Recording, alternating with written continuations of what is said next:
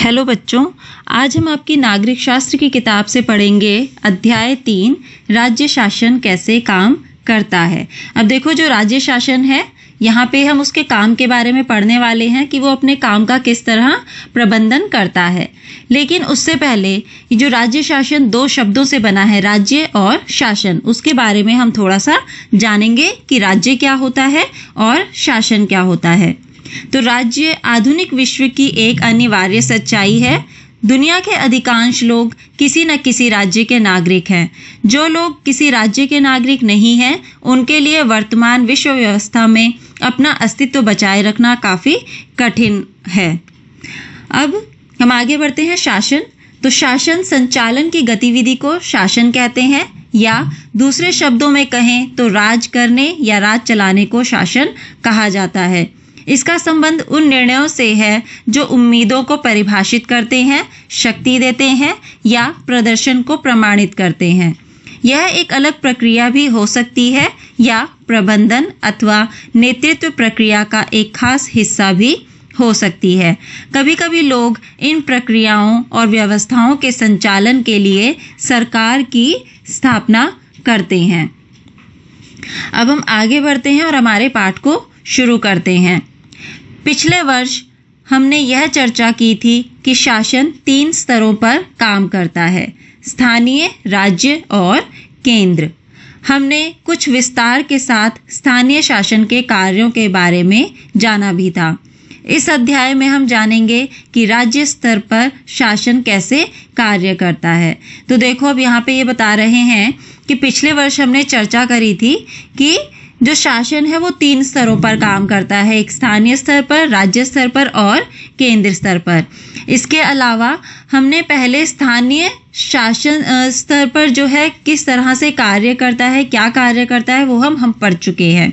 लेकिन इस अध्याय में हम ये जानेंगे कि राज्य स्तर पर शासन कैसे कार्य करता है। लोकतंत्र में राज्य का शासन किस तरह किया जाता है, विधानसभा सदस्यों और मंत्रियों की क्या भूमिका है, लोग शासन के सामने अपने विचार कैसे रखते हैं या किसी कार्य की मांग कैसे करते हैं। हम इन प्रश्नों पर विचार करने के लिए स्वास्थ्य का उदाहरण लेते हैं। अब यहाँ पर ये बता रहे हैं कि लोकतंत्र में राज्य का शासन किस तरह किया जाता है और विधानसभा में सदस्यों या फिर जो मंत्री होते हैं उनकी क्या भूमिका होती है, क्या कार्य होता है, उनकी क्या जिम्मेदारी होती है, वो भी हम जानेंगे। उसके बाद जो आम जनता होती है, जो नागरिक होते हैं, वो शासन के सामने अपने विचार किस तरह रख सकते हैं या फिर किस तरह वो किसी कार्य की मांग कर सकते हैं। तो इन प्रश्नों के जवाब के लिए जो हम विचार करेंगे उसके लिए हमें एक उदाहरण दिया है और वो उदाहरण है स्वास्थ्य से जुड़ा हुआ, तो जिसको हम यहाँ पर एक कहानी के द्वारा पढ़ने वाले हैं। और इस कहानी के लिए शीर्षक दिया गया है जिम्मेदारी किसकी। देख, यहाँ लिखा है कि अपने राज्य में पानी की कमी है और बहुत से लोग बीमार पड़ रहे हैं। कई गांवों में लोग गंदला पानी पीते हुए पाए गए। नदी, नाले और तालाब सूख गए हैं। बुरी तरह से प्रभावित इलाकों में गांव के लोग दूर दूर से पानी लेकर आ रहे हैं। जिला मुख्यालय पातालपुरम में लोगों को 3 दिन में एक बार पानी की सप्लाई दी जाती है। यहाँ का जिला चिकित्सालय मरीजों से अटा पड़ा है। इनमें बड़ी संख्या में हैजे से पीड़ित बच्चे हैं। टीवी पर समाचार में बताया गया था कि हैजे से 10 लोगों की मृत्यु हो गई। क्या ऐसा हो सकता है? क्या कोई सचमुच इससे मर सकता है? क्या पता बस मुझे ना हो जाए यह बीमारी। उस दिन दोपहर में मेरी मम्मी ने कहा है कि बाजार में कुछ ठंडा नहीं पीना है। आज सुबह उन्होंने अपना एक भाषण मुझे सुना दिया। तुम्हें अपनी सेहत की जिम्मेदारी संभालनी चाहिए शिरीन। ही हा हा। अचानक रुक जाओ, रैली के कारण यह सड़क बंद है। रैली वालों ने विधायक के घर का घेराव कर लिया है। सचमुच? लेकिन क्यों? उन्होंने कुछ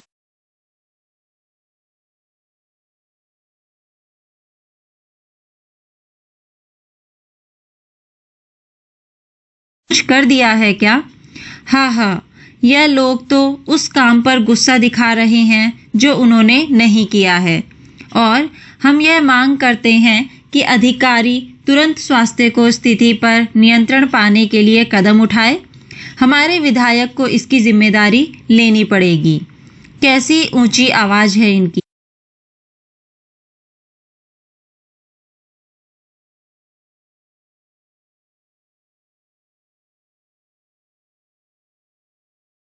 यह कोई नेता वेता होंगे? मैंने इन्हें टीवी पर भी देखा है, यह विरोधी दल के हैं। अब देखो, इस उदाहरण या फिर इस कहानी में पढ़कर हमें यह पता चल रहा है कि कुछ गांव में, कुछ इलाकों में यहाँ पर एक नाम भी दिया गया है पातालपुरम। यहाँ पर पानी की जो है बहुत ही ज़्यादा दिक्कत हो रही है। 3 दिन में एक बार पानी की सप्लाई दी जा रही है और गंदा पानी आ रहा है। लोगों को कई बार क्या करना पड़ रहा है, बहुत दूर दूर जाकर पानी लेकर आना पड़ रहा है। गंदे पानी पीने की वजह से जो है लोग बीमार पड़ रहे हैं। हैजे की बीमारी शुरू हो गई है। बच्चे इस बीमारी से पीड़ित हो गए हैं और 10 लोगों की मृत्यु तक हो चुकी है। वहां पर आसपास नदी, तालाब जो है वो सूख चुके हैं। अब लोगों ने क्या करा है, वहां के विधायक के घर के चारों तरफ जो है एक रैली शुरू कर दी है और विधायक को कहा जा रहा है कि उनको अपनी जिम्मेदारी लेनी पड़ेगी। स्वास्थ्य संबंधी जो भी परेशानी हो रही है उनके लिए कदम उठाने पड़ेंगे और उनको सही करना पड़ेगा। अब इस उदाहरण से जुड़े हुए कुछ सवाल हैं जिनके कि हम जवाब के लिए चर्चा करेंगे। तो सबसे पहला सवाल है, पातालपुरम में क्या हो रहा है? तो इसका जवाब है, पातालपुरम में पानी की कमी हो रही है और बहुत से लोग बीमार पड़ रहे हैं। नदी, नाले और तालाब सूख गए हैं। कई जगह लोग गंदा पानी पी रहे हैं या फिर दूर दूर से पानी ला रहे हैं। पातालपुरम में 3 दिन में एक बार पानी की सप्लाई दी जा रही है। बड़ी संख्या में बच्चे हैजे से पीड़ित हो रहे हैं, यहाँ तक कि कुछ लोगों की मृत्यु भी हो चुकी है। अब दूसरा सवाल है, यह समस्या इतनी गंभीर क्यों है? तो इसका जवाब है, यह समस्या इतनी गंभीर इसलिए है क्योंकि पानी हमारी दिनचर्या और जीवन शैली का एक महत्वपूर्ण आधार है और अगर वही हमें स्वच्छ रूप में या पर्याप्त मात्रा में नहीं मिलेगा तो समस्या गंभीर रूप ले ही लेगी। अब तीसरा सवाल है, आपके विचार से उपयुक्त स्थिति में क्या कदम उठाए जा सकते हैं या क्या किया जा सकता है और आपके अनुसार किसे यह कार्य करना चाहिए? आप इस बारे में भी क्या सोचते हैं? तो हमारे विचार से उपयुक्त स्थिति में हमें यह कदम उठाने चाहिए कि सबसे पहले तो पानी की स्वच्छता का ध्यान रखना चाहिए। यदि पानी साफ ना हो तो उसे फिल्टर या उबालकर पानी पीना चाहिए। उसके बाद शरीर में पानी की कमी से भी बीमारी हो सकती है, तो इसका भी ख्याल रखा जाए कि सभी को पर्याप्त मात्रा में पानी मिले और कहीं भी पानी को बर्बाद ना किया जाए। इसके बाद हमारे अनुसार यह कार्य उन लोगों को करना चाहिए जो कि वहाँ के विधायक हैं या फिर जो वहाँ पर जिला प्रशासन का कार्य करते हैं यानी कि प्रबंधन देखते हैं या फिर स्वास्थ्य सेवाओं का कार्य करने वाले लोगों को भी यह कार्य करना चाहिए। अब हम आगे बढ़ते हैं, विधायक कौन होता है? उपरोक्त भाग में आपने पातालपुरम की कुछ घटनाओं के बारे में पढ़ा। आप शायद जिलाधीश, चिकित्सा अधिकारी जैसे अधिकारियों के नाम से परिचित भी होंगे, परंतु क्या आपने विधायक और विधानसभा के बारे में सुना है? क्या आप अपने क्षेत्र के विधायक यानी एमएलए से परिचित हैं? क्या आपको पता है कि वह किस पार्टी से है? अब देखो, ऊपर जो पातालपुरम की कहानी है, यहाँ पर लोग पानी की दिक्कत से परेशान हो रहे थे क्योंकि पानी नहीं मिल रहा था और मिल भी रहा था तो बहुत दूर से मिल रहा था और बहुत गंदा पानी मिल रहा था, जिसके कारण लोग बीमार हो रहे थे, हैजे से पीड़ित हो रहे थे। तो इसलिए लोगों ने क्या करा, विधायक के घर के बाहर रैली शुरू कर दी। तो उसी बारे में कि विधायक क्या होता है ये यहाँ पे आपको बता रहे हैं। इसके अलावा ये कह रहे हैं कि जिलाधीश और चिकित्सा अधिकारी के बारे में तो आपने सुना होगा, पर क्या आपने विधायक और विधानसभा के बारे में सुना है? अगर सुना है तो बहुत अच्छी बात है, नहीं सुना है तो आप अपने माता पिता या भाई बहनों या फिर शिक्षक से ये पूछ सकते हो कि आपके जिस क्षेत्र में आप रह रहे हो, जिस जगह आप रह रहे हो, वहाँ के विधायक कौन है, उनका नाम क्या है और वो किस पार्टी से हैं। विधानसभा के सदस्य को विधायक यानी कि एमएलए कहा जाता है। MLA member of legislative assembly का संक्षिप्त रूप है। एमएलए का चुनाव जनता द्वारा किया जाता है, फिर वह लेजिस्लेटिव असेंबली के मेंबर यानी विधानसभा के सदस्य बन जाते हैं और सरकार बनाते हैं। इस प्रकार से हम कह सकते हैं कि विधायक जनता का प्रतिनिधित्व करते हैं। नीचे दिए गए उदाहरण से यह बात और अधिक स्पष्ट हो जाएगी। अब यहाँ पे बता रहे हैं कि जो विधानसभा के सदस्य होते हैं उनको विधायक या फिर एमएलए कहा जाता है, और MLA member of legislative assembly का संक्षिप्त रूप यानी कि एक छोटा रूप होता है। और इस विधायक या फिर एमएलए का जो चुनाव है वो जनता करती है अपने वोट के द्वारा। इसके बाद लेजिस्लेटिव असेंबली के मेंबर यानी कि विधानसभा के वे सदस्य बन जाते हैं जब उनका चुनाव हो जाता है तब, और फिर यह लोग सरकार बनाते हैं। तो इस प्रकार हम कह सकते हैं कि विधायक जनता का प्रतिनिधित्व करती है, यानी कि जनता का अपना ध्यान रखती है, उसके बारे में सोचती है। अब नीचे यहाँ पर एक उदाहरण दिया गया है जिससे कि यह बात और भी अच्छे से आप लोगों को स्पष्ट हो जाएगी, यानी कि समझ आ जाएगी। भारत के हर राज्य में एक विधानसभा है। हर राज्य कई निर्वाचन क्षेत्रों में बटा हुआ है। अब देखो यहाँ पे कहा जा रहा है कि भारत के हर राज्य में एक विधानसभा है। जैसे कि आपने सुना होगा कि भारत में बहुत राज्य हैं, जैसे कि हिमाचल प्रदेश, उत्तर प्रदेश, मध्य प्रदेश, इस तरह से भारत में बहुत सारे राज्य हैं और हर राज्य में जो है एक विधानसभा होती है। उसके बाद हर राज्य कई निर्वाचन क्षेत्रों में बटा हुआ है। जैसे कि पहले कहा है इन्होंने कि भारत के अंदर बहुत सारे राज्य हैं, अब उस हर राज्य के अंदर जो है बहुत सारे निर्वाचन क्षेत्र होते हैं। उदाहरण के लिए यहाँ दिए गए मानचित्र को देखिए जिसमें दर्शाया गया है कि हिमाचल प्रदेश 68 निर्वाचन क्षेत्रों में बटा है। हर निर्वाचन क्षेत्र से जनता एक प्रतिनिधि चुनती है जो विधानसभा का सदस्य यानी विधायक बन जाता है। अब देखो यहाँ पे इन्होंने एक ये मानचित्र दिखाया है जिसमें कि हिमाचल प्रदेश के अंदर जो 68 निर्वाचन क्षेत्र बटे हुए हैं वो दिखाए गए हैं।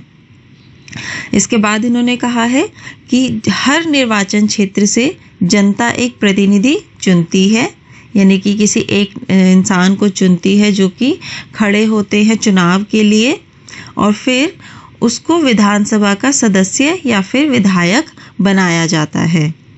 आपने ध्यान दिया होगा कि चुनाव में लोग अलग अलग पार्टियों के नाम से जुड़े होते हैं, इसलिए यह विधायक अलग अलग राजनीतिक दलों से के होते हैं।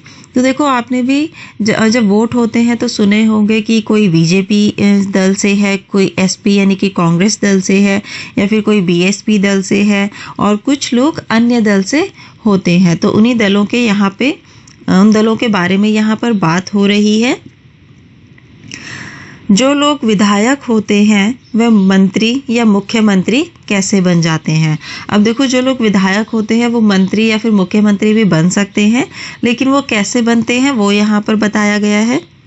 जिस राजनीतिक दल के विधायक आधे से अधिक निर्वाचन क्षेत्रों में जीत जाते हैं, राज्य में उस दल को बहुमत में माना जाता है। अब यहाँ पे कह रहे हैं कि राजनीतिक दल के विधायक जो आधे से अधिक निर्वाचन क्षेत्रों में, जैसे कि मान लीजिए 50 क्षेत्र हैं और 50 क्षेत्रों में से 25 या फिर 26 क्षेत्रों में कोई एक दल जीत जाता है तो उसको फिर बहुमत मिल जाता है। और बहुमत प्राप्त करने वाले राजनीतिक दल को सत्ता पक्ष और अन्य सबको विरोधी पक्ष वाला कहा जाता है। अब जिन अधिक क्षेत्रों में जो दल जीतता है उसको कहा जाता है सत्ता पक्ष, और जो अन्य दल होते हैं जिनको कि कम बहुमत मिलता है उनको कहा जाता है विरोधी पक्ष। उदाहरण के लिए हिमाचल प्रदेश की विधानसभा में विधायकों के 68 निर्वाचन क्षेत्र हैं। अब जैसे कि इन्होंने कहा है कि उदाहरण के लिए हिमाचल प्रदेश की जो विधानसभा है वहाँ पे विधायकों के 68 निर्वाचन क्षेत्र हैं।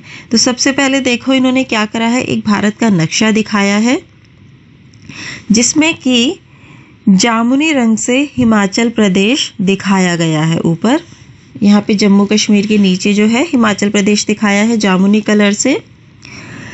अब इन्होंने कहा है इस पुस्तक के पृष्ठ 111 पर दिए गए भारत के नक्शे में पेंसिल से इनकी आकृति बनाइए। अब आपकी पुस्तक में देखो पृष्ठ 111 पर भारत का एक नक्शा दिया गया है। उस नक्शे पर आपको क्या करना है, सबसे पहले आपको वो आकृति बनानी है आप जिस राज्य में रहते हैं। उसके बाद फिर आपको हिमाचल प्रदेश राज्य की आकृति बनानी है। अब देखो यहाँ पे भारत नक्शे में हमें कितना छोटा सा हिमाचल प्रदेश दिखाया गया है और दूसरे मानचित्र में हमें हिमाचल प्रदेश के अंदर जो 68 निर्वाचन क्षेत्र हैं वो यहाँ पर दिखाए गए हैं। इसके बाद हमें यहाँ पर हिमाचल प्रदेश में 2017 में हुए विधानसभा चुनाव के परिणाम दिखाए गए हैं।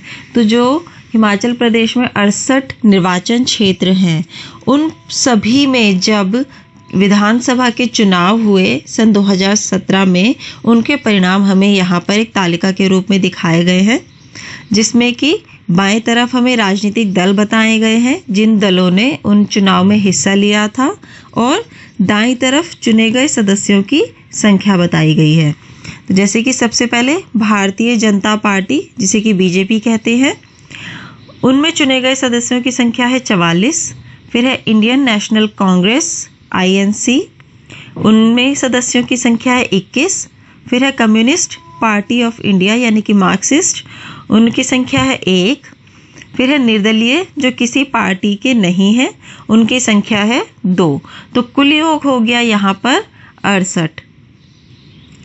अब इन्होंने कहा है कि अधिक जानकारी के लिए लॉग ऑन करें। यहाँ पर एक साइट दी गई है। आपने देखा होगा कि हमें कुछ भी अगर जानकारी चाहिए होती है तो हम क्या करते हैं, ऑनलाइन गूगल पे जाके, फ़ोन पे, इंटरनेट पे जाके चीज़ों की जानकारी प्राप्त करते हैं।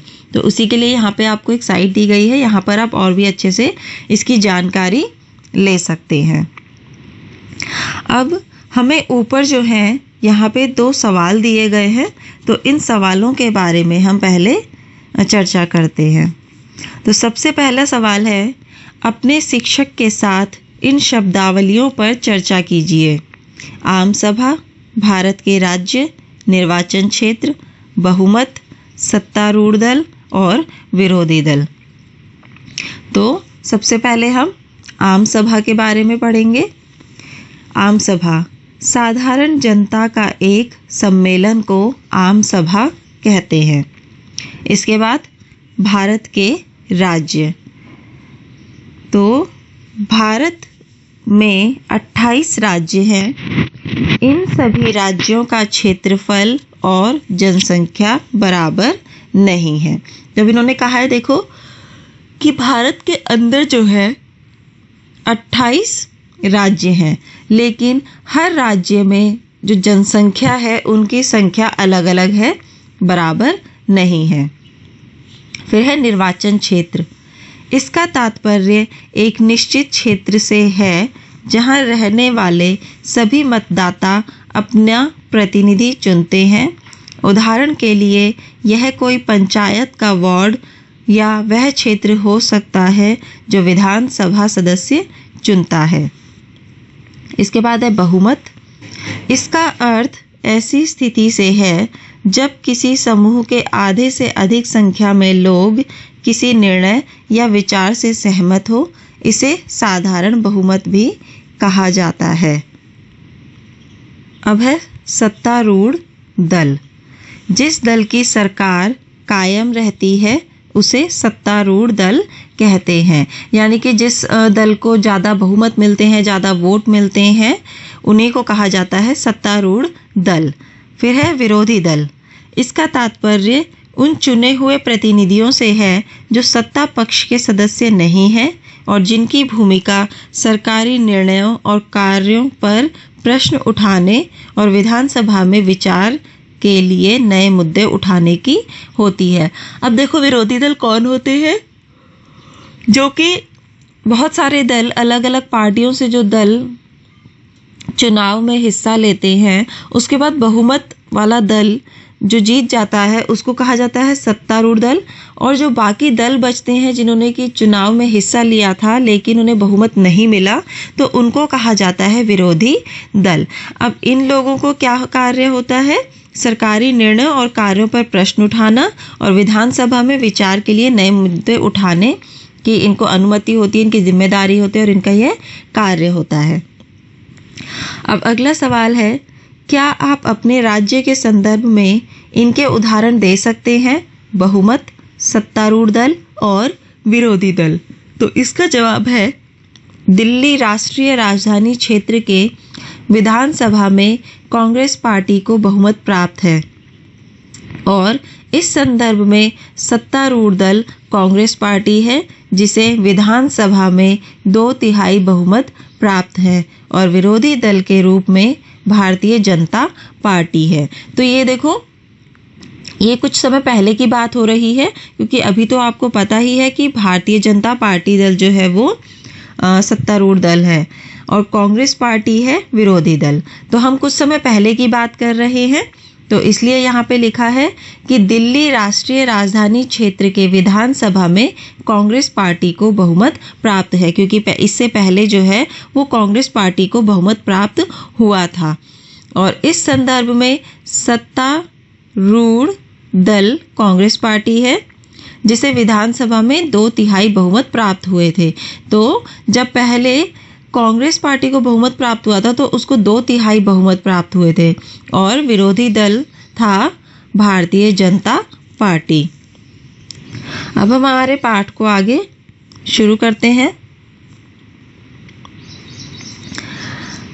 विभिन्न राजनीतिक दलों के उम्मीदवारों ने 2017 का विधानसभा चुनाव जीता और वे विधायक बन गए। अब देखो यहाँ पे इन्होंने कहा है कि जो बहुत सारे विभिन्न राजनीतिक दल थे, उनके जो उम्मीदवार थे, उन्होंने क्या करा, 2017 का विधानसभा चुनाव जीत लिया और फिर इस तरह वो विधायक बन गए। विधानसभा में कुल विधायकों की संख्या 68 है। इसलिए बहुमत प्राप्त करने के लिए किसी भी राजनीतिक दल को 34 से अधिक विधायकों की आवश्यकता होगी। अब देखो बहुमत का मतलब क्या हुआ, जितनी भी कुल संख्या है उसका आधा या आधे से ज़्यादा, मतलब आधे से ज़्यादा संख्या होनी चाहिए तो ही उनको फिर बहुमत मिलेगा। तो इसलिए यहाँ पे कहा है कि जो कुल विधायकों की संख्या थी वो थी 68 और बहुमत प्राप्त करने के लिए किसी भी एक दल को 34 से अधिक विधायकों की आवश्यकता होगी।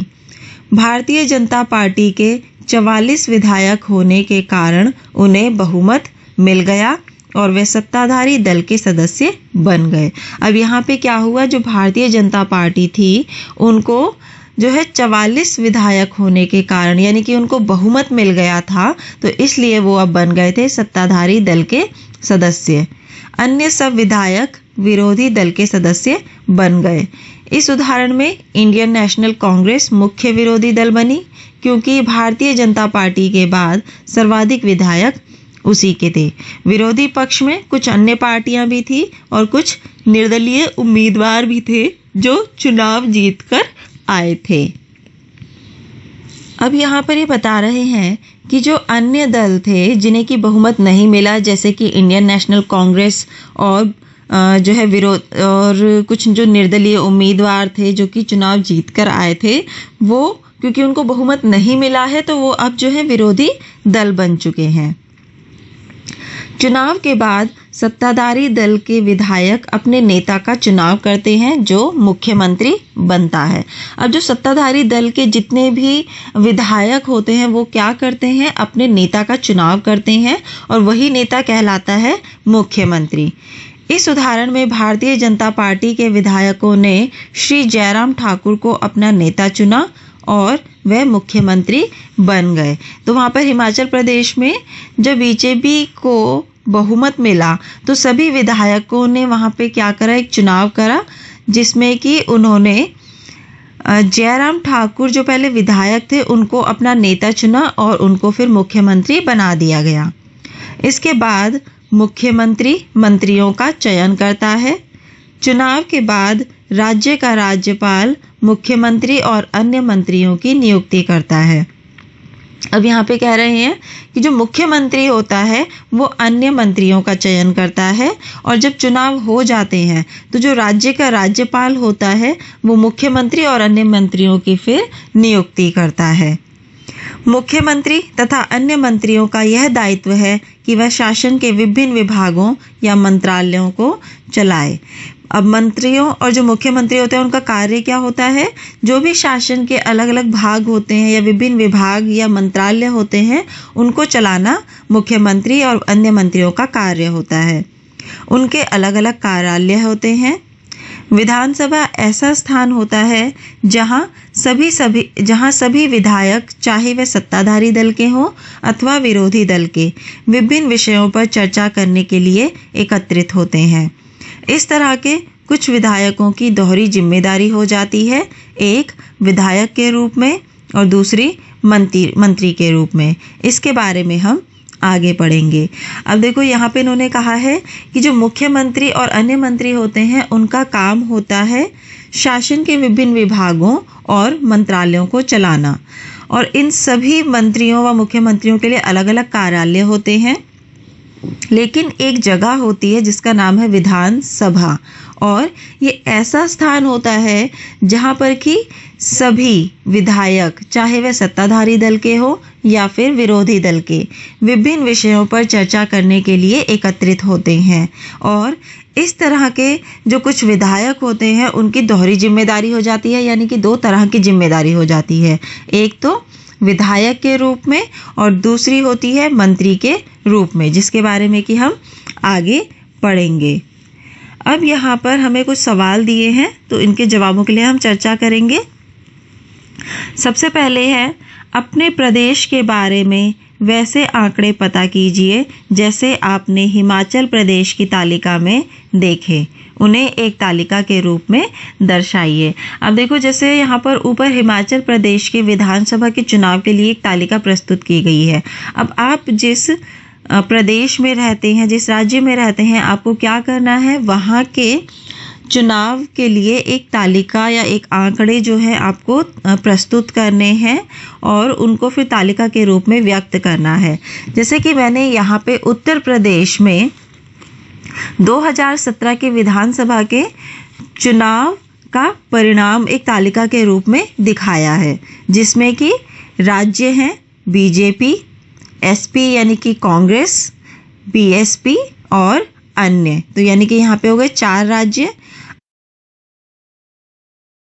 अब उनमें चुने गए सदस्यों की जो संख्या है वो है, बीजेपी के हैं 324, एसपी यानी कि कांग्रेस के हैं 55, बीएसपी के हैं 19 और जो अन्य हैं उनके हैं 5। तो कुल योग जो है, यानी कि जो कुल सीट थी जिनका चुनाव हुआ था वो है 403। अब हमने यहाँ पे देखा कि जो बहुमत मिला है वो मिला है बीजेपी, यानी कि जिसको हम कहते हैं भारतीय जनता पार्टी। इस दल को बहुमत मिला है तो इसलिए जो है ये दल यहाँ पर जीता है, बीजेपी दल यहाँ पर जीत गया है। अब इसी तरह की आप भी अपने राज्य, जिस प्रदेश में आप रहते हैं, वहाँ की तालिका, पहले आप वहाँ के जो विधानसभा का चुनाव हुआ है उसके परिणाम के लिए आंकड़े एकत्रित करेंगे और फिर उनको इस तरह तालिका में दिखाएंगे। अब हम आगे बढ़ते हैं। राज्य का प्रमुख राज्यपाल कहलाता है। उसकी नियुक्ति केंद्र सरकार द्वारा यह सुनिश्चित करने के लिए की जाती है कि राज्य सरकार संविधान के नियमों अधिनियमों के अनुसार अपना कामकाज चलाए। अब देखो इन्होंने कहा है कि जो राज्य का प्रमुख होता है वो कहलाता है राज्यपाल, और इसकी नियुक्ति जो है वो केंद्र सरकार द्वारा की जाती है। और क्यों की जाती है? वो इसलिए की जाती है कि राज्य सरकार संविधान के नियम और अधिनियम के अनुसार अपना कार्य या कामकाज कर रहा है या फिर नहीं कर रहा है। अब आपको अपने राज्य के राज्यपाल का नाम पता करना है और फिर लिखना है। इसके लिए आप अपने शिक्षकों की, अपने माता पिता की या अपने बड़े भाई बहनों की भी मदद ले सकते हैं कि आपके राज्य का राज्यपाल कौन है और उनका नाम क्या है। तो जैसे कि उत्तर प्रदेश के राज्यपाल का नाम है आनंदीबेन पटेल और ये 29 जुलाई सन 2019 से इस पद पर है। अब अगला सवाल है, कई बार सत्ताधारी दल किसी एक पार्टी का ना होकर कई पार्टियों से मिलकर बनता है, इसे गठबंधन सरकार कहते हैं।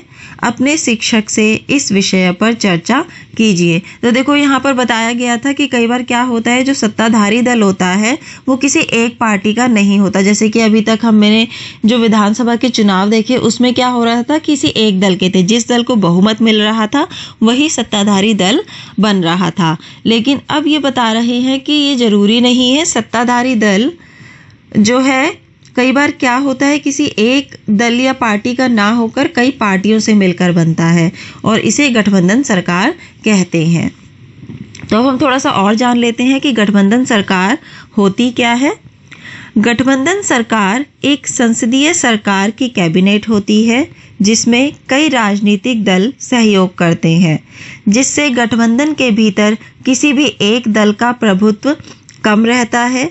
इस व्यवस्था का आम कारण यह दिया जाता है कि कोई दल अपने बलबूते पर संसद में बहुमत प्राप्त नहीं कर सकता। एक गठबंधन सरकार राष्ट्रीय संकट के समय भी बनाई जा सकती है।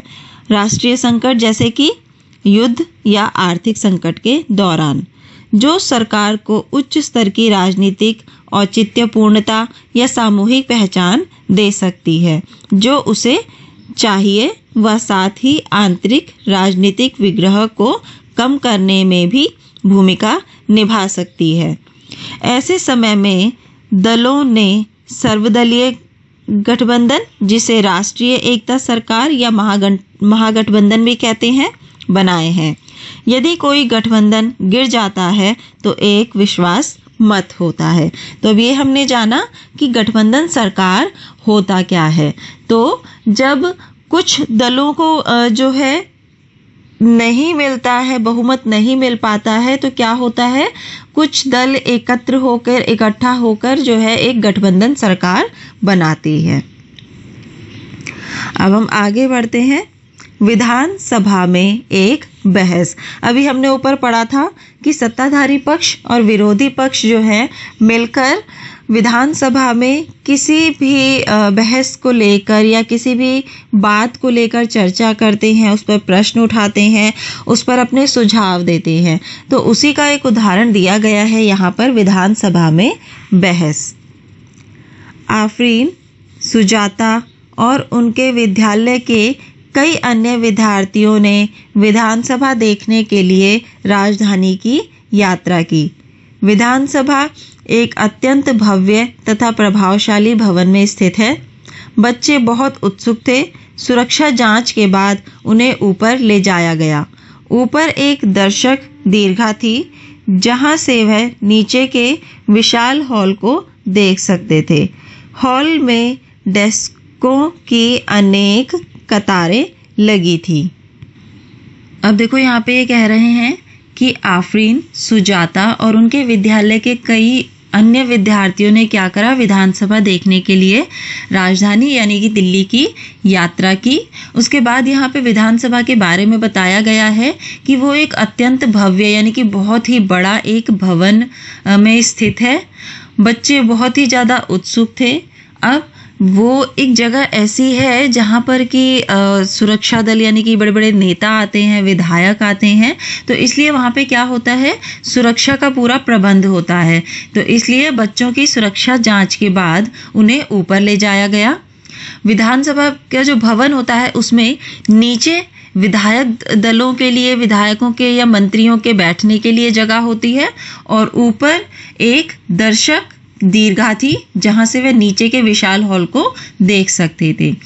हॉल में डेस्क की बहुत सारी कतारें, बहुत सारी लाइनें भी लगी हुई थी। यह विधानसभा उन दिनों की किसी तत्कालीन समस्या पर बहस करने वाली थी। विधानसभा की बहसों में विधायक अपनी राय व्यक्त कर सकते हैं, संबंधित विषय पर प्रश्न पूछ सकते हैं या सुझाव दे सकते हैं कि सरकार को इस संबंध में क्या करना चाहिए। सदस्य इस विषय पर जो भी प्रतिक्रिया व्यक्त करना चाहें कर सकते हैं। इसके बाद मंत्री प्रश्नों के उत्तर देते हैं और सदन को आश्वस्त करते हैं कि जरूरी कदम उठाए। अब यहाँ पे कहा है कि जिस समय वो लोग गए थे उस समय कोई तत्कालीन समस्या थी जिस पर कि विधानसभा में बहस होने वाली थी। और जैसे कि पहले भी कहा गया है कि विधानसभा में क्या होता है, जितने भी विधायक होते हैं, चाहे वो सत्ता दल के हों या फिर विरोधी दल के हों, वो संबंधित विषय पर प्रश्न पूछ सकते हैं या फिर अपना सुझाव दे सकते हैं, और वो ये बता सकते हैं कि सरकार को इस संबंध में क्या करना चाहिए। इसके बाद सदस्य इस विषय पर जो भी प्रतिक्रिया होती है, जो बोलना चाहते हैं, जो भी व्यक्त करना चाहते हैं, वो अपने इच्छानुसार कर सकते हैं। इसके बाद क्या होता है, यदि कुछ विधायकों के प्रश्न होते हैं तो मंत्री उन प्रश्नों के उत्तर देते हैं और सदन को या फिर सभी लोगों को यह विश्वास दिलाते हैं कि जो भी समस्या है उसके लिए जरूरी कदम उठाए जा रहे हैं। मुख्यमंत्री तथा अन्य मंत्रियों को निर्णय लेने होते हैं और सरकार चलानी होती है। हम प्रायः उन निर्णयों के बारे में सुनते हैं या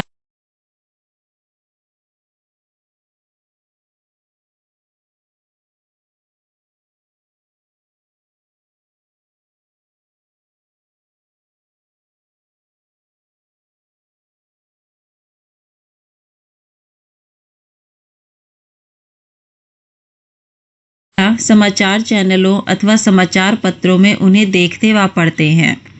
हालांकि जो भी निर्णय लिए जाते हैं उन्हें विधानसभा के सदस्यों द्वारा अनुमोदित किया जाना होता है। लोकतंत्र में विधानसभा सदस्य मंत्रियों व मुख्यमंत्री से प्रश्न पूछ सकते हैं, किसी महत्वपूर्ण विषय पर बहस कर सकते हैं, निर्णय ले सकते हैं कि धन कहाँ खर्च किया जाना चाहिए आदि। इस तरह मुख्य अधिकार उन्हीं का होता है। अब यहाँ पे ये लोग बोल रहे हैं कि जो मुख्यमंत्री और अन्य मंत्री हैं उनको निर्णय लेना होता है और सरकार चलानी होती है। हम जो है उन निर्णयों के बारे में कहाँ से जानते हैं, या तो हम उन्हें टीवी पर देखते हैं या फिर समाचार से जानते हैं। आपने भी कई बार टीवी पर समाचार चैनलों पर देखा होगा, विधानसभा में जो बहस होती है, जो भी चर्चा की जाती है, वो हम उसमें देखते हैं और वहाँ पर किस तरह से निर्णय लिए जाते हैं। उन्हें विधानसभा के सदस्यों द्वारा अनुमोदित किया जाना होता है। लोकतंत्र में विधानसभा सदस्य जो हैं वो मंत्री व मुख्यमंत्री से प्रश्न पूछ सकते हैं और किसी महत्वपूर्ण विषय पर बहस भी कर सकते हैं या फिर निर्णय ले सकते हैं कि जैसे कि उदाहरण यहाँ पर दिया है उन्होंने कि जो भी धन है सरकार का उसको कहाँ खर्च किया जाना है या फिर किस तरह खर्च किया जाना है। इस तरह यह उनका जो है एक मुख्य अधिकार, यानी कि जो भी विधायक होते हैं, जो सत्ता दल के हो या विरोधी दल के हो, उनका यह एक मुख्य अधिकार होता है। अब विधानसभा में जो समस्या को लेकर चर्चा हो रही थी या फिर ये कह सकते हैं विधायकों के बीच बहस हो रही थी, अब हम उसको शुरू करते हैं। तो सबसे पहले विधायक 1, अखंड गांव के मेरे निर्वाचन क्षेत्र में पिछले 3 हफ्तों में हैजे के कारण 15 लोगों की मृत्यु हो चुकी है। मेरे विचार में सरकार के लिए यह बड़ी शर्मनाक स्थिति है। वह सरकार जो अपने को प्रौद्योगिकी में सर्वश्रेष्ठ घोषित कर रही है, हैजे जैसी साधारण बीमारी को रोकने में असफल रही है। मैं स्वास्थ्य मंत्री का ध्यान इस ओर आकर्षित करना चाहूँगा कि वह स्थिति को नियंत्रण में लाने के लिए तत्काल जरूरी कदम उठाएं। अब देखो यहाँ पे जो विधायक 1 है वो अपने अखंड गांव के बारे में बता रहा है कि वहां पर जो है 3 हफ्तों से हैजे के कारण लोगों की मृत्यु हो रही है और बहुत ज़्यादा परेशानी हो रही है। तो वो सरकार को कह रहा है कि ये बहुत ही शर्मनाक स्थिति है और सरकार को इसके लिए क्या करना चाहिए। जो कि स्वास्थ्य मंत्री हैं, स्वास्थ्य मंत्री कौन होते हैं? जो कि स्वास्थ्य सेवाओं का ध्यान रखते हैं, उसका किस तरह प्रबंध हो रहा है उसका ध्यान रखते हैं। तो वो यहाँ पे कह रहे हैं कि मैं स्वास्थ्य मंत्री का ध्यान इस तरफ आकर्षित करना चाहूँगा और चाहूँगा कि वो इस स्थिति को नियंत्रित करें, यानी कि इस ओर ध्यान दे कि किस तरह इस बीमारी को दूर किया जाए, उसके लिए सुझाव देखे जाएं और जरूरी कदम उठाए जाएं। फिर विधायक 2 कहता है, मेरा प्रश्न यह है कि सरकारी अस्पतालों की दशा इतनी खराब क्यों है? सरकार जिला अस्पतालों में डॉक्टरों व चिकित्सा कर्मचारियों की ठीक से नियुक्ति क्यों नहीं कर रही है? मैं यह भी जानना चाहूँगा कि सरकार इस स्थिति का सामना किस प्रकार करने जा रही है, जिससे लोग बड़ी संख्या में प्रभावित हैं और यह संख्या बढ़ती ही जा रही है। अब यह महामारी का रूप ले चुकी है। अब देखो जो विधायक 2 है वो यहाँ पर सरकारी अस्पतालों के बारे में सवाल उठा रहा है। वो कह रहे हैं कि सरकारी अस्पतालों की स्थिति इतनी खराब क्यों है? वहाँ पर जो है डॉक्टरों व चिकित्सकों, जो भी चिकित्सा कर्मचारी है, डॉक्टर है, उनकी सही से नियुक्ति क्यों नहीं की जा रही है, पर्याप्त मात्रा में नियुक्ति क्यों नहीं की जा रही है और सरकार इसके लिए क्या कार्य कर रही है। और अगर ये कार्य नहीं होता है तो लोग जो है बहुत ही बड़ी संख्या में प्रभावित हो रहे हैं, बहुत ज़्यादा बीमार पड़ते जा रहे हैं और डॉक्टर ना होने की वजह से उनका इलाज नहीं हो पा रहा है। और वे कह रहे हैं इस तरह क्या हो रहा है, जो बीमारी है वो महामारी का रूप ले चुकी है। अब विधायक 3 है, मेरे निर्वाचन क्षेत्र तोलपट्टी में भी पानी की कमी की गंभीर समस्या है। औरतों को पानी लाने के लिए 3-4 किलोमीटर तक चलना पड़ता है। मैं जानना चाहूँगा कि पानी पहुँचाने के लिए कितने टैंकरों को काम में लगाया गया है, कितने कुओं और तालाबों की सफाई करवाकर उन्हें संक्रमण मुक्त किया गया है। अब यहाँ पे जो विधायक 3 हैं वो अपने क्षेत्र तोलपट्टी के बारे में बात कर रहे हैं, जहाँ पर कि पानी की समस्या हो रही है। पहले तो पानी बहुत ही कम मिल रहा है तो बहुत ही दूर जाकर मिल रहा है, 3-4 किलोमीटर जाना पड़ता है तब जाके पानी मिलता है और वो भी पानी जो है गंदा है, संक्रमण पानी उन लोगों को मिल रहा है। अब गंदा पानी पीने की वजह से लोग जो हैं वो बीमार हो सकते हैं। तो इसलिए यहाँ पे विधायक कह रहा है कि इसके लिए सरकार क्या कार्य कर रही है। वो जानना चाह रहा है कि कितने टैंकरों को पानी के लिए काम में लगाया गया है और जो वहाँ पर कुएं और तालाब हैं उनकी सफाई के लिए क्या कार्य किया जा रहा है कि उन्हें संक्रमण मुक्त किया जा सके, यानी कि बीमारी मुक्त किया जा सके, उन पानी को अच्छे से साफ किया जा सके। अब है विधायक 4, मुझे लगता है कि मेरे साथी समस्या को बढ़ा चढ़ाकर बता रहे हैं। सरकार ने स्थिति को नियंत्रण में लाने के लिए कदम उठाए हैं। पानी के टैंकरों को काम में लगा दिया गया है। ORS के पैकेट बांटे जा रहे हैं।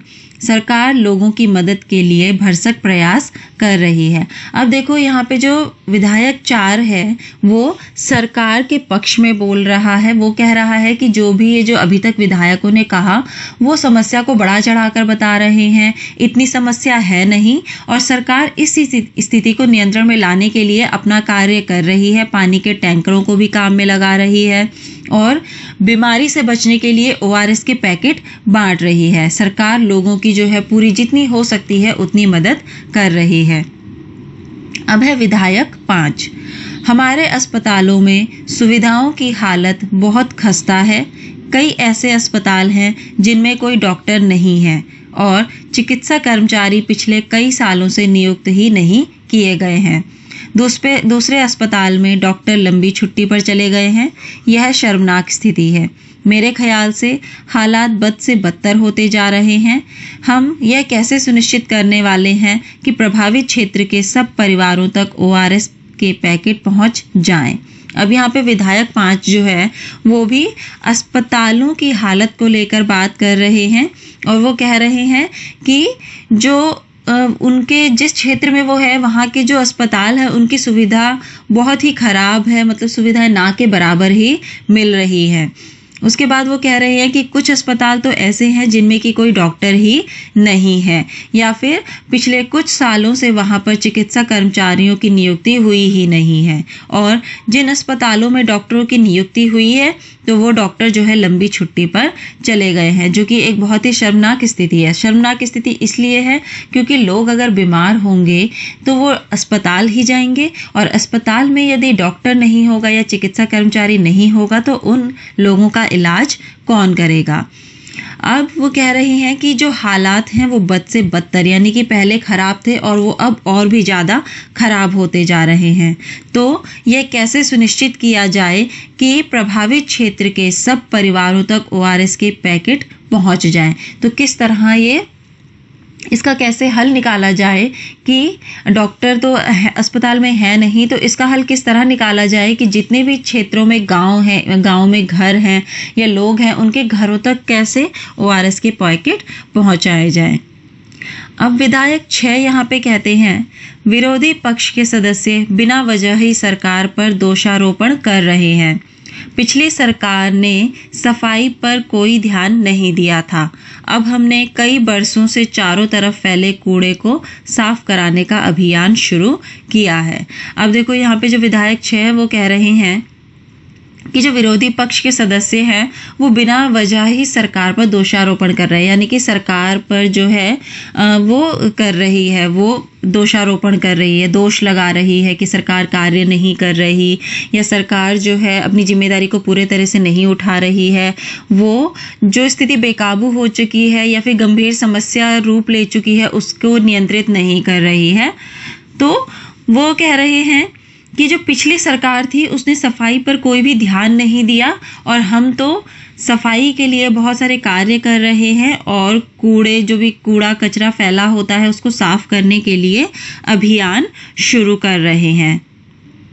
अब हमने विधानसभा में सभी विधायकों या फिर ये कह सकते हैं कि सत्ता पक्ष और विरोधी पक्ष के बीच में जो भी बहस हुई, जो भी चर्चा हुई, वो तो हमने पढ़ ली। अब यहाँ पर हमें एक सवाल दिया, पहले तो एक चित्र दिखाया गया है जिसमें कि बहुत सारे विधायक बैठे गए हैं, और यहाँ पर जो विधायक हमने जिनके ऊपर बहस पड़ी है उनकी भी यहाँ पे दिखाया गया है कि विधायक 1 कौन है, विधायक 2, विधायक 3, विधायक 4, विधायक 5 और विधायक 6 हमें यहाँ पे इस चित्र में दिखाए गए हैं। अब हमें यहाँ पे एक सवाल पूछा है, क्या दिए गए चित्र में आप सत्ता पक्ष और विरोधी पक्ष के विधायकों को पहचान सकते हो? सत्ता पक्ष के विधायकों को एक रंग से और विरोधी पक्ष के विधायकों को दूसरे रंग से रंगिए। तो देखो हमें इस बहस और इस चर्चा से पता चल रहा है जो विधायक सरकार के पक्ष में बोल रहे हैं, सरकार का साथ दे रहे हैं, वो है सत्ता पक्ष। तो हमने देखा कि विधायक 4 और विधायक 6 ने सरकार के पक्ष में चर्चा की, बात की कि सरकार कार्य कर रही है, सरकार के सहयोग में उन्होंने बोला। तो इसका मतलब हुआ कि विधायक 4 और विधायक 6 जो है वो सत्ता पक्ष के हैं। इसके बाद जो विधायक 1, विधायक 2, विधायक 3 और विधायक 5 थे वो सरकार के खिलाफ बोल रहे थे कि सरकार कोई भी कार्य नहीं कर रही है, स्थिति को नियंत्रण में नहीं ला रही है, गंभीर समस्या के लिए कोई कदम नहीं उठा रही है। तो इस तरह ये विधायक हुए विरोधी पक्ष के, यानी कि विधायक 1, 2, 3, 5 जो है वो विरोधी पक्ष के हैं। अब आपको क्या करना है, इन अलग अलग पक्ष के जो विधायक है उनको आपको रंग करना है, यानी कि सत्ता पक्ष के विधायक जो कि विधायक 4 और विधायक 6 हैं इनको आप अलग रंग से रंग करेंगे, और विरोधी पक्ष के विधायक यानी कि विधायक 1, 2, 3 और 5 इनको आप अलग रंग से रंग करेंगे। अब हम आगे बढ़ते हैं। उक्त भाग में आपने विधानसभा में चल रही एक बहस के बारे में पढ़ा। सदस्य सरकार द्वारा की गई या ना की गई कार्रवाई पर बहस कर रहे थे। ऐसा इसलिए है क्योंकि विधायक सामूहिक रूप से सरकार के काम के लिए उत्तरदायी होते हैं।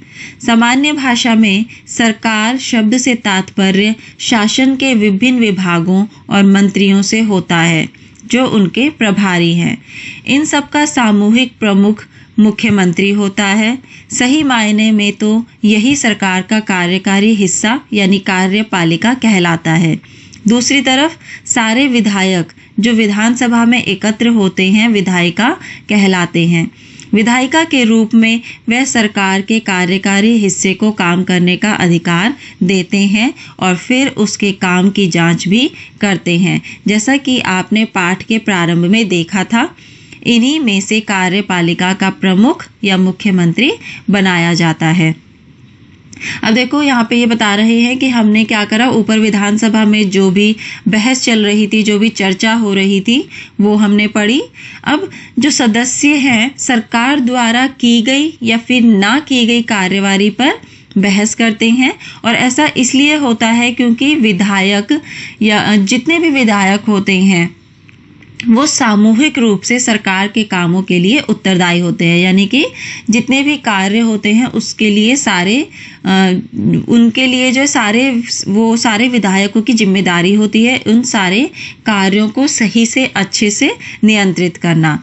इसके बाद इन्होंने कहा है कि सामान्य भाषा में हम यह भी कह सकते हैं कि सरकार शब्द से तात्पर्य शासन के विभिन्न भागों और मंत्रियों से होता है जो उनके प्रभारी हैं। यानी कि सरकार का मतलब ही होता है शासन के विभिन्न विभागों और मंत्री। इन सब का सामूहिक प्रमुख मुख्यमंत्री होता है। यानी कि ये जो सारे विधायक हैं इनका जो प्रमुख होता है वो होता है मुख्यमंत्री। सही मायने में सरकार का कार्यकारी हिस्सा यानी कि कार्यपालिका कहलाता है। दूसरी तरफ सारे विधायक जो विधानसभा में एकत्र होते हैं उनको विधायिका कहा जाता है। अब यहाँ पर कुछ प्रश्न दिए हैं तो इन प्रश्नों के हम उत्तरों के लिए चर्चा करेंगे। अब यहाँ पर पहला सवाल है कि जो विधायक सोचते थे कि सरकार स्थिति को गंभीरता से नहीं ले रही है वह मुख्य रूप से क्या क्या तर्क दे रहे थे। तो इसका जवाब है हिमाचल प्रदेश के कई विधायक विधानसभा में अपनी अपनी क्षेत्रों की समस्याओं को बतला रहे थे, जिनमें से कुछ विधायक यह मान रहे थे कि सरकार इन समस्याओं को गंभीरता से नहीं ले रही है। इसके लिए विभिन्न विधायकों द्वारा कई तर्क दिए गए। एक विधायक अखंड गांव के मेरे निर्वाचन क्षेत्र में पिछले 3 हफ्तों में हैजे के कारण 15 लोगों की मृत्यु हो चुकी है। मेरे विचार में सरकार के लिए यह बड़ी शर्मनाक स्थिति है। वह सरकार जो अपने को प्रौद्योगिकी में सर्वश्रेष्ठ घोषित कर रही है, हैजे जैसी साधारण बीमारी को रोकने में असफल रही है। मैं स्वास्थ्य मंत्री का ध्यान इस ओर आकर्षित करना चाहूँगा कि वह स्थिति को नियंत्रण में लाने के लिए तत्काल जरूरी कदम उठाए। दूसरा विधायक, मेरा प्रश्न यह है कि सरकारी अस्पतालों की दशा इतनी खराब क्यों है? सरकार जिला अस्पतालों में डॉक्टरों व चिकित्सा कर्मचारियों की ठीक से नियुक्ति क्यों नहीं कर रही है? मैं यह भी जानना चाहूँगा कि सरकार इस स्थिति का सामना किस प्रकार करने जा रही है जिससे लोग बड़ी संख्या में प्रभावित हैं और यह संख्या बढ़ती ही जा रही है। अब यह महामारी का रूप ले चुकी है। तो उन्होंने इन समस्याओं के बारे में चर्चा करी थी, वो हमने यहाँ पे बताया है। अब है अगला सवाल, यदि आप स्वास्थ्य मंत्री होते तो उपयुक्त चर्चा का उत्तर किस प्रकार देते? तो इसका जवाब है, यदि हम स्वास्थ्य मंत्री होते तो हम उपयुक्त चर्चा को सुनने के बाद विधायकों को यह बतलाते कि हमने इस क्षेत्र में कितना काम किया है और समस्या अभी भी कायम है या समस्या उत्पन्न हो गई है। उन समस्याओं का जल्दी ही निपटारा कर लिया जाएगा तथा जिन समस्याओं में अधिकारी और कर्मचारी लापरवाही बरत रहे हैं उनकी लापरवाही को खत्म किया जाएगा और जरूरत पड़ने पर उन पर उचित कार्रवाई भी की जाएगी। इसके बाद हमारा अगला सवाल है, आपके विचार से क्या उपयुक्त बहस कुछ अर्थों में उपयोगी रही? अगर रही तो कैसे? चर्चा कीजिए। तो इसका जवाब है, हमारे विचार से विधानसभा में होने वाली सभी बहस उपयोगी थी क्योंकि वह बहसें जनता की समस्याओं से जुड़ी हुई थी। विधायकगण इन समस्याओं को सरकार के मंत्रियों के सामने रख रहे थे जिससे कि सरकार के मंत्रीगण उन समस्याओं का जल्द से जल्द निराकरण कर सके। अब है अगला सवाल, व्याख्या कीजिए कि सरकार की कार्यप्रणाली में एक सामान्य विधायक और उस विधायक में जो मंत्री भी है क्या अंतर है। तो इसका जवाब है, एक विधायक जो जनता द्वारा चुने हुए प्रतिनिधि होते हैं, यह विधायक किसी भी दल के हो सकते हैं, लेकिन जो विधायक मंत्री भी है वह सिर्फ सत्तारूढ़ दल के विधायक हो सकते हैं तथा मंत्री विधायक को किसी एक विभाग का मंत्रालय सौंपा जाता है और उस मंत्रालय से संबंधित सभी महत्वपूर्ण निर्णय मंत्री विधायक द्वारा लिया जाता है। विधायक के मंत्री होने के कारण उनकी सुरक्षा व्यवस्था भी विधायक से अलग होती है। अब हमने यहाँ पर हमारे सवालों के ये जवाब दे दिए हैं।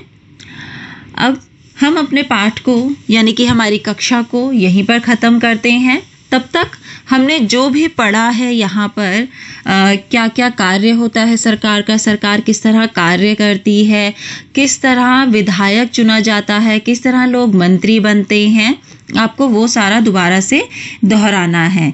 और आगे शासन की कार्य प्रणाली यानी कि शासन किस तरह कार्य करता है, उनकी कार्य प्रणाली क्या है, उसको हम पढ़ेंगे हमारी अगली कक्षा में। तो मिलते हैं आगे के पाठ के साथ हम लोग हमारी अगली कक्षा में।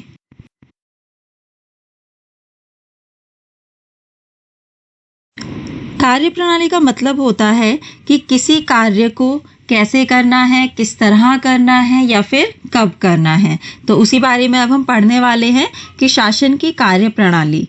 केवल विधानसभा में ही सरकार के काम के बारे में टीका टिप्पणी और सरकार से कार्रवाई करने की मांग नहीं की जाती। आप नियमित रूप से अखबारों, टीवी चैनलों और अन्य संगठनों को सरकार के बारे में बातें करते देखते हैं। लोकतंत्र में अनेक माध्यमों द्वारा लोग अपने विचार व्यक्त करते हैं और कार्रवाई करते हैं। इसी तरह का एक तरीका यहाँ देखिए। यहाँ पे इन्होंने बताया है कि सरकार के काम के बारे में केवल विधानसभा में ही चर्चा नहीं होती है, बातें नहीं होती है, बल्कि हम टीवी पर जो समाचार चैनल होते हैं या फिर जो समाचार पत्र होते हैं, अखबार होते हैं, उनमें भी हम सरकार के कार्यों के बारे में नियमित रूप से जानते रहते हैं या फिर उनके बारे में बातें होती रहती है। फिर उन्होंने कहा है कि लोकतंत्र में अनेक माध्यमों द्वारा लोग अपने विचार व्यक्त करते हैं, अपनी सोच को बताते हैं और कार्रवाई करते हैं। अब इसी तरह का एक तरीका ये यहाँ पे दिखा रहे हैं। विधानसभा में चर्चा होने के थोड़े ही समय बाद स्वास्थ्य मंत्री की प्रेस वार्ता की गई। इसमें विभिन्न समाचार पत्रों के प्रतिनिधि काफी संख्या में आए। इसमें मंत्री और कुछ शासकीय अधिकारी भी उपस्थित थे। मंत्री ने सरकार द्वारा उठाए गए कदमों के बारे में बताया। इस प्रेस वार्ता में अखबारों के संवाददाताओं ने अनेक प्रश्न पूछे। इन चर्चाओं की रिपोर्ट विभिन्न समाचार पत्रों में प्रकाशित हुई। अगले पृष्ठ पर ऐसी ही एक रिपोर्ट दी गई है। तो देखो यहाँ पर अब इन्होंने जिस तरीके के बारे में बात कहा है वो है प्रेस वार्ता, यानी कि जो भी समाचार पत्रों में या अखबारों में या फिर टेलीविजन पर जो भी समाचार आते हैं उससे पहले जो रिपोर्टर होते हैं उनको बुलाकर एक प्रेस वार्ता हुई है। उन सभी से मंत्रियों की या फिर मंत्री की या मुख्यमंत्री जो भी है उनकी एक बात हुई है, जिसमें कि मंत्री ने सरकार द्वारा उठाए गए कदमों के बारे में बताया। और फिर इस प्रेस वार्ता में अखबारों के संवाददाताओं ने अनेक प्रश्न पूछे और इन चर्चाओं की एक रिपोर्ट विभिन्न समाचार पत्रों में प्रकाशित की, जो कि अगले पृष्ठ पर दिखाई गई है। अगले सप्ताह मुख्यमंत्री और स्वास्थ्य मंत्री पातालपुरम जिले के दौरे पर गए। उन्होंने उन परिवारों से भेंट की जिनके रिश्तेदारों की मृत्यु हो गई थी। वह अस्वस्थ लोगों को देखने अस्पताल भी गए। सरकार ने इन परिवारों के लिए मुआवजा राशि की घोषणा की। मुख्यमंत्री ने कहा कि उनके विचार से ये समस्या केवल सफाई की नहीं वरन पीने के स्वच्छ पानी की कमी की भी है। उन्होंने कहा एक उच्च स्तरीय जांच समिति गठित की जाएगी जो सफाई सुविधाओं के लिए जिले की जरूरतों के बारे में विचार करेगी और लोक निर्माण मंत्री को दिशा निर्देश देगी ताकि वह क्षेत्र में पानी की उचित व्यवस्था पर ध्यान दे सके। तो देखो यहाँ पर क्या हुआ है, जो कि पातालपुर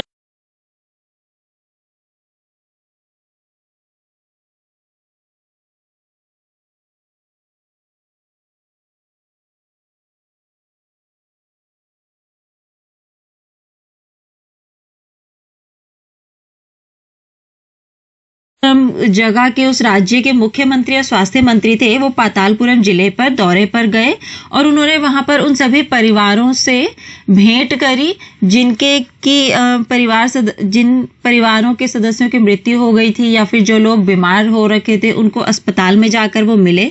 और उन्होंने यह भी तय किया कि सरकार इन परिवारों को जो है कुछ मुआवजा राशि के रूप में देगी। फिर उन्होंने कहा है कि उनके विचार से जो है ये समस्या केवल सफाई की नहीं है बल्कि जो पीने का स्वच्छ पानी है उसकी कमी भी है, क्योंकि अगर मान लीजिए पानी स्वच्छ तो है लेकिन कम मिल रहा है तो भी बीमारियां हो सकती हैं। तो फिर उन्होंने कहा कि एक उच्च स्तरीय जांच समिति को गठित किया जाएगा जो सफाई सुविधाओं के लिए जिले की जरूरतों के बारे में विचार करेगी और लोक निर्माण मंत्री को दिशा निर्देश करेगी, यानी कि उस बारे में बताएगी कि क्या कमी रह गई है, किस चीज की कमी हो रही है और इसको कैसे सुधार किया जा सकता है ताकि वह क्षेत्र में पानी की उचित व्यवस्था पर ध्यान दे सके। अब हमें यहाँ पर कहा था कि अखबार पर जो एक रिपोर्ट दिखाई गई थी वो हम पढ़ने वाले हैं। सरकार ने कचरे की सुध ली, मुख्यमंत्री ने किया धनराशि का वादा। पिछले कुछ सप्ताहों में राज्य के कुछ जिलों में अनेक लोग मौत का शिकार हो चुके हैं। इस बात पर तीव्र प्रतिक्रिया हुई है कि सरकार ने स्थिति को गंभीरता पूर्वक नहीं लिया है। आज हुई प्रेस वार्ता में स्वास्थ्य मंत्री ने बताया कि उनकी सरकार ने सभी जिलाधीशों तथा मुख्य चिकित्सा अधिकारियों को आवश्यक कदम उठाने हेतु निर्देश दिए हैं। सबसे महत्वपूर्ण समस्या पीने के पानी की है। मंत्री महोदय ने कहा कि उनकी मंशा पानी के टैंकरों द्वारा हर गांव में पीने का पानी पहुंचाने की है। मुख्यमंत्री ने इस कार्य के लिए धन उपलब्ध कराने का वचन दिया है। उनकी योजना एक जन अभियान चलाकर लोगों को यह जानकारी देने की भी है कि किन उपायों द्वारा हैजे से बचा जा सकता है। जब एक पत्रकार ने उनसे पूछा कि महीनों से जमा कचरे को जल्दी हटाने के लिए क्या किया जा रहा है तो उन्होंने कहा कि वह इस बारे में देखेंगे।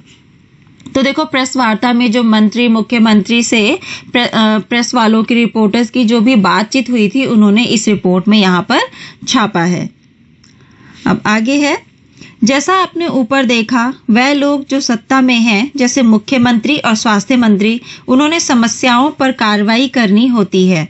वह यह कार्य विभिन्न विभागों द्वारा करवाते हैं जैसे लोक निर्माण विभाग, कृषि विभाग, स्वास्थ्य विभाग, शिक्षा विभाग आदि। उन्हें विधानसभा में उठाए गए प्रश्नों का भी उत्तर देना होता है और प्रश्न करने वाले लोगों को आश्वस्त करना होता है कि उचित कदम उठाए जा रहे हैं। इसके साथ साथ समाचार पत्रों व अन्य माध्यमों में भी इन विषयों पर चर्चा होती है जिसका उत्तर सरकार को देना होता है, जैसे प्रेस वार्ता आयोजित करना।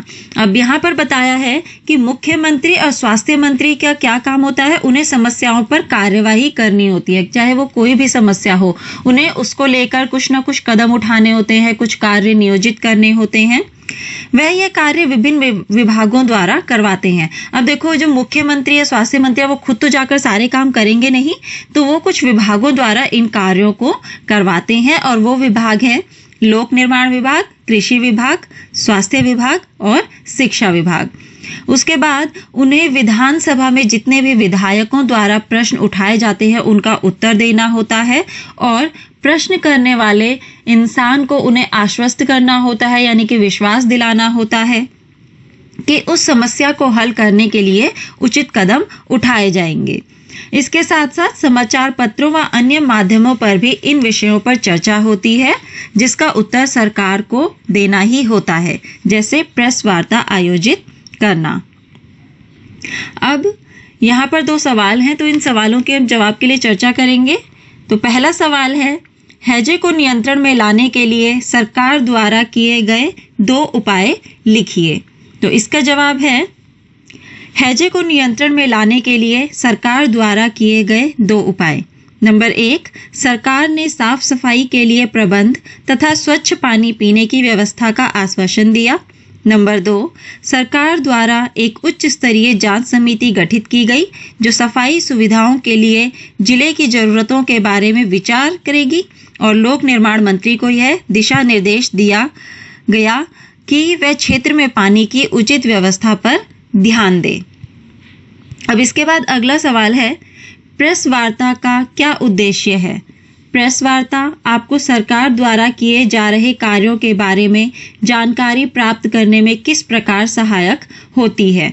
तो इसका जवाब है, प्रेस वार्ता का मुख्य उद्देश्य सरकार द्वारा जो भी नीतियां और कार्यक्रम लागू की जा रही हैं, उन नीतियों और कार्यक्रमों के बारे में आम लोगों को जानकारी देना है। समाचार पत्र एवं अन्य संचार के साधन लोगों के घर तक पहुंचती हैं, इसलिए प्रेस वार्ता द्वारा सरकार द्वारा किए जा रहे कार्यों के बारे में जानकारी प्राप्त करने में काफी सहायक होती है। अब हम आगे बढ़ते हैं। सरकार सफाई और स्वास्थ्य सेवाओं के लिए नए कानून बनाने का भी निर्णय ले सकती है। उदाहरण के लिए वह कानून बनाकर हर नगर निगम के लिए यह अनिवार्य कर सकती है कि शहरी क्षेत्रों में पर्याप्त शौचालयों की व्यवस्था हो। यह भी सुनिश्चित किया जा सकता है कि हर ग्राम में एक स्वास्थ्यकर्मी की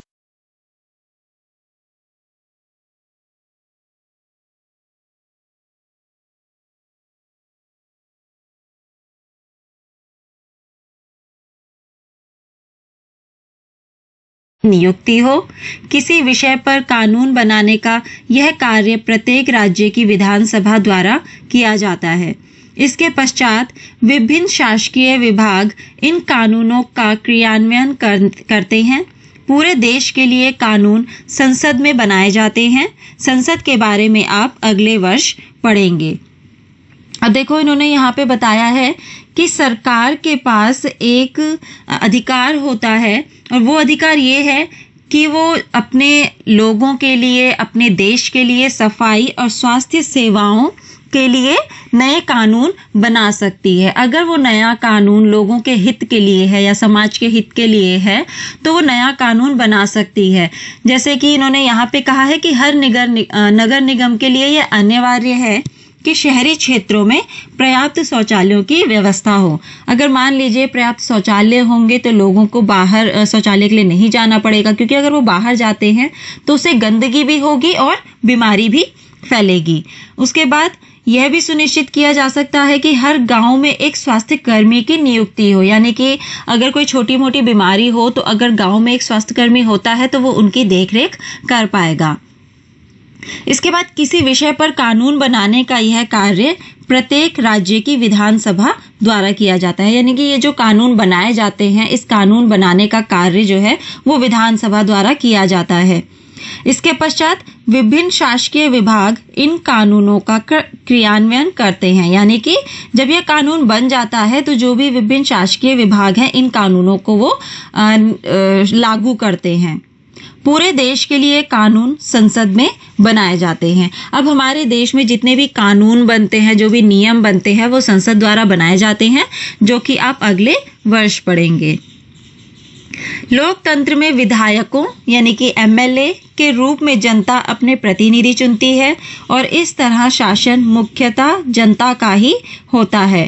फिर सत्ता पक्ष के सदस्य सरकार बनाते हैं और कुछ सदस्यों को मंत्री बनाया जाता है।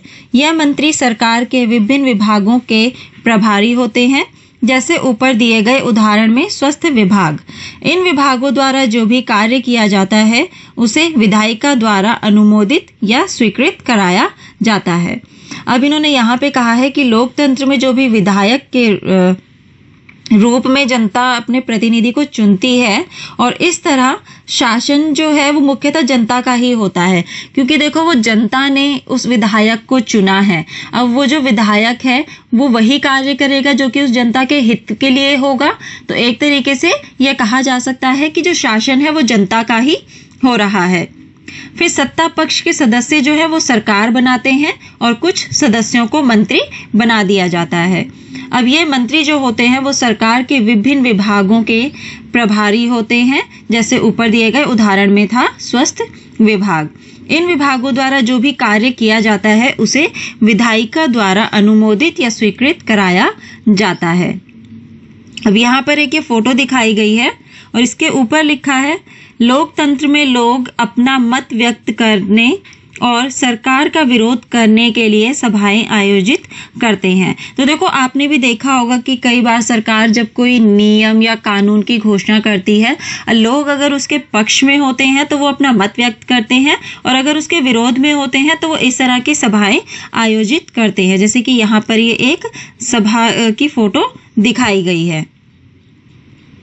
अब आगे एक सवाल है, अपने शिक्षक की सहायता से पता लगाइए कि उपरोक्त शासकीय विभाग क्या काम करते हैं और उन्हें तालिका में दिए गए रिक्त स्थानों में भरिए। तो आपको यहाँ पर क्या करना है, कुछ विभाग के नाम दिए गए हैं।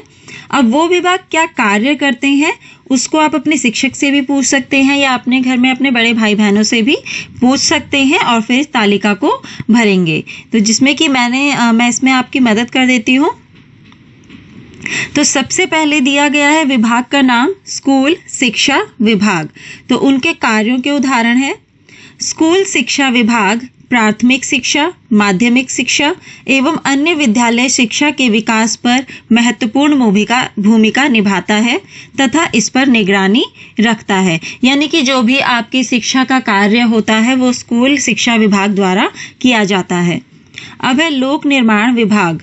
लोक निर्माण विभाग आवासों का निर्माण, सड़कों का निर्माण एवं अन्य कई निर्माण लोक निर्माण विभाग के अंतर्गत आता है। तो यहाँ पे हमें पता चला कि लोक निर्माण विभाग जो है उनका कार्य होता है घरों को बनाना, सड़कों को बनाना, और जो भी बनाने के काम होते हैं, अधिकतर इमारतों को बनाना, वो लोक निर्माण विभाग के अंतर्गत आते हैं। फिर है कृषि विभाग।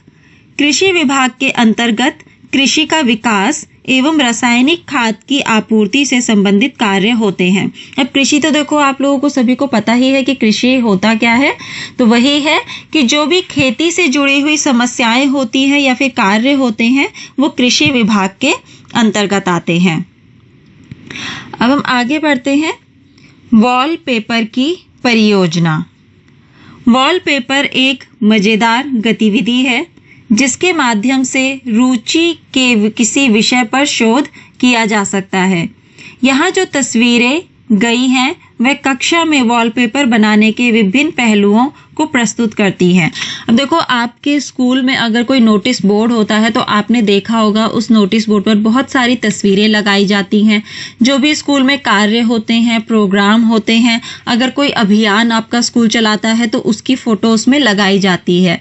तो इन तरह तरह की फोटो को जो लगाया जाता है उसको यहाँ पे कहा है वॉलपेपर की परियोजना।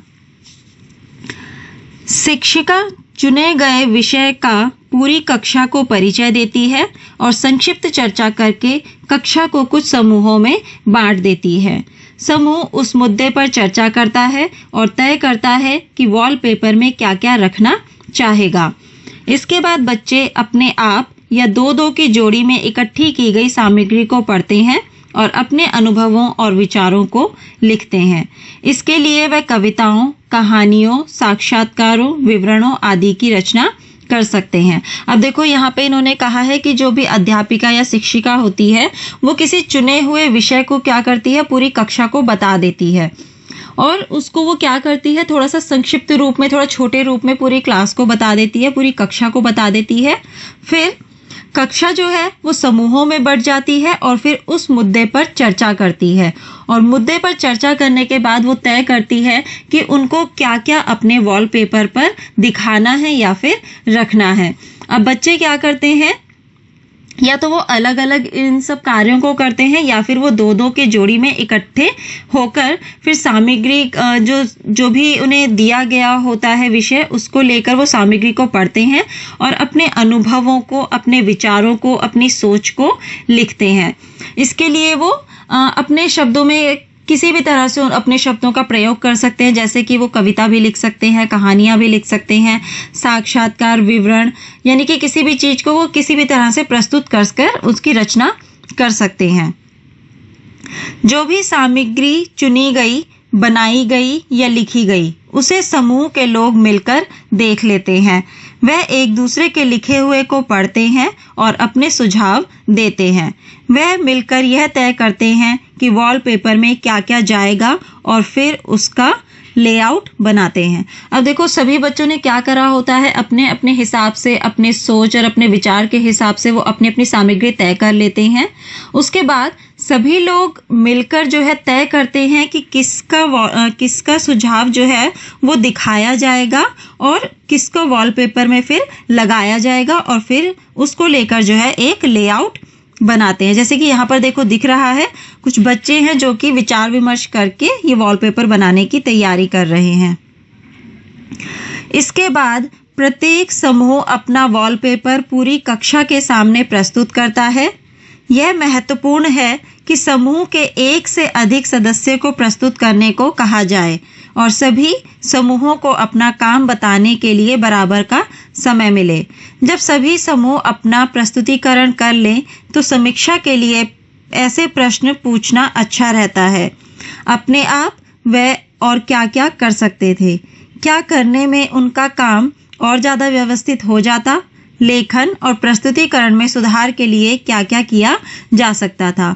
अब क्या होता है, जब पूरा वॉलपेपर बन जाता है तो उसके बाद बच्चों को उसे अपनी कक्षा में प्रस्तुत करना होता है। अब उसके लिए या तो एक बच्चा भी दिखा सकता है या फिर वो 2-3 के समूह में भी उसको प्रस्तुत कर सकता है। फिर इसमें यह भी कहा गया है कि उस वॉलपेपर को बनाने के लिए सभी समूहों या सभी बच्चों के लिए पर्याप्त समय दिया जाना चाहिए, और फिर कुछ ऐसे प्रश्न भी पूछना सही रहता है, जैसे कि वो और क्या क्या कर सकते थे, इस क्या करने से उनका काम और भी ज़्यादा व्यवस्थित हो जाता, यानी कि अच्छा हो जाता, और फिर लेखन और प्रस्तुतिकरण में सुधार के लिए क्या किया जा सकता था। तो इस तरीके से देखो, जैसे इस फोटो में यहाँ पे ये बच्चों ने एक वॉलपेपर बनाया हुआ है। सन 2006 में डेंगू की महामारी के विषय में यह वॉलपेपर कक्षा 6B केंद्रीय विद्यालय क्रमांक 2 हिंडन गाजियाबाद उत्तर प्रदेश के विद्यार्थियों ने बनाया है। तो देखो सन 2006 में डेंगू की बीमारी के विषय को लेके कुछ बच्चों ने जो है अपने अपने विचार से, अपने अपने लेखन से, अपनी कविताओं से एक वॉलपेपर बनाया है। कुछ उन्होंने फोटो का भी इस्तेमाल किया है, और ये बनाया है कक्षा 6B जो कि केंद्रीय विद्यालय के हैं, और ये हिंडन यानी कि गाजियाबाद उत्तर प्रदेश के विद्यार्थी हैं। तो इन्होंने देखो किस तरह से ये यहाँ पर बना रखा है। अब यहाँ पर आपके लिए कार्य है, अपने राज्य की सरकार के कार्य से जुड़े किसी अन्य मुद्दे पर ऐसा ही वॉलपेपर निकालने की एक परियोजना करो, जैसे ज्वर की महामारी, कोई शिक्षा कार्यक्रम, कानून और व्यवस्था का कोई विषय, मध्याह्न भोजन कार्यक्रम आदि। अब आपको क्या करना है, आपकी राज्य सरकार का जो भी कार्य उन्होंने करा हो उनसे जुड़े मुद्दे पर आपको एक वॉलपेपर बनाना है। अब उन्होंने यहाँ पर आपको कुछ उदाहरण भी दिए हैं कि आप किससे जुड़ा एक वॉलपेपर बना सकते हैं। जैसे ज्वर की महामारी हो गई, ज्वर मतलब बुखार हो गया, फिर या फिर कोई शिक्षा कार्यक्रम किया हो, या कानून और व्यवस्था को लेकर कोई कार्यक्रम हुआ हो, या फिर मध्याह्न भोजन कार्यक्रम का हुआ हो। तो उससे जुड़े आपको क्या करना है, एक वॉलपेपर बनाना है अपने कक्षा के लिए।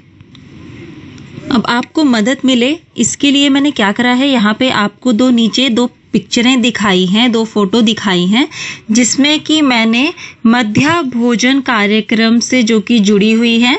तो आपको क्या करना है, इसी तरह से जो भी कार्यक्रम आपकी राज्य सरकार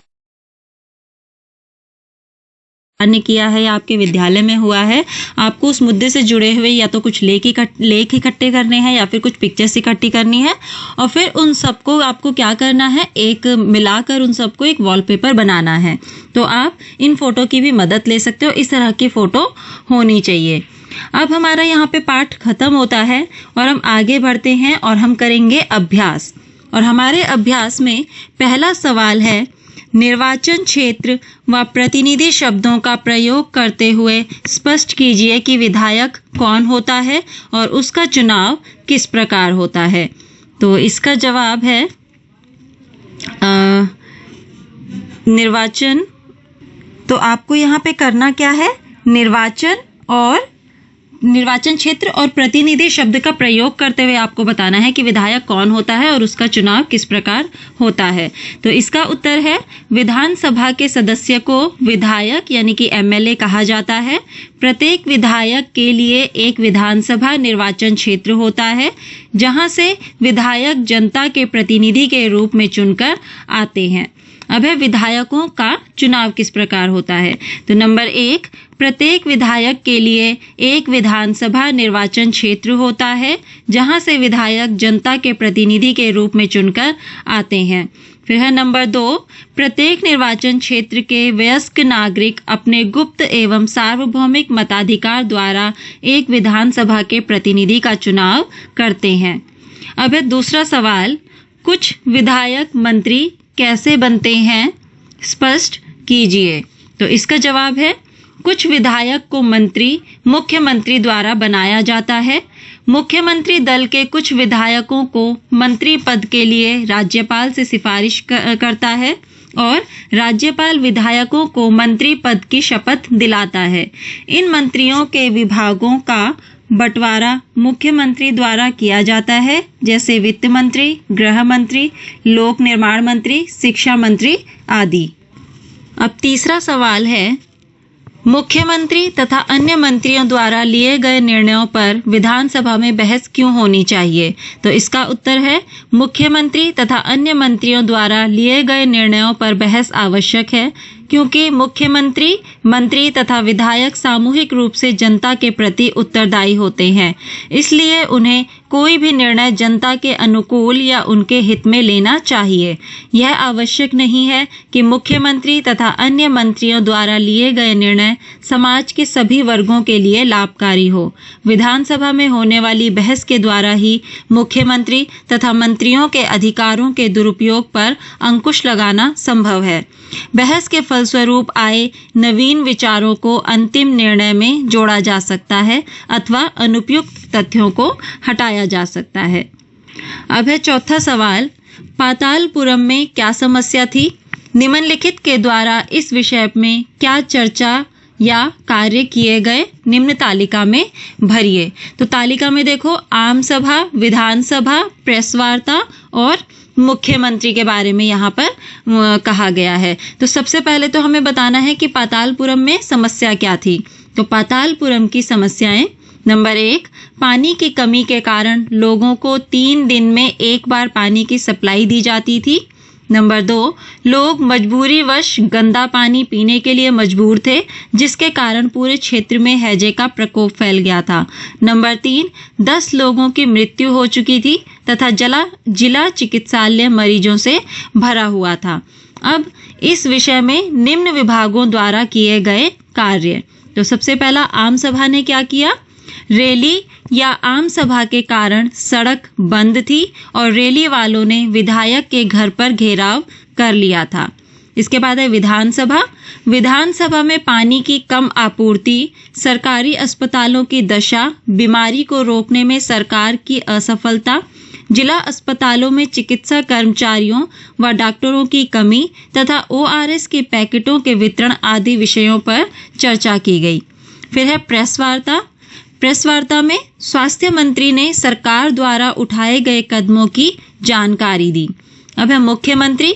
मुख्यमंत्री ने उन परिवारों से भेंट की जिनके रिश्तेदारों की मृत्यु हो गई थी। वह अस्वस्थ लोगों को देखने अस्पताल गए।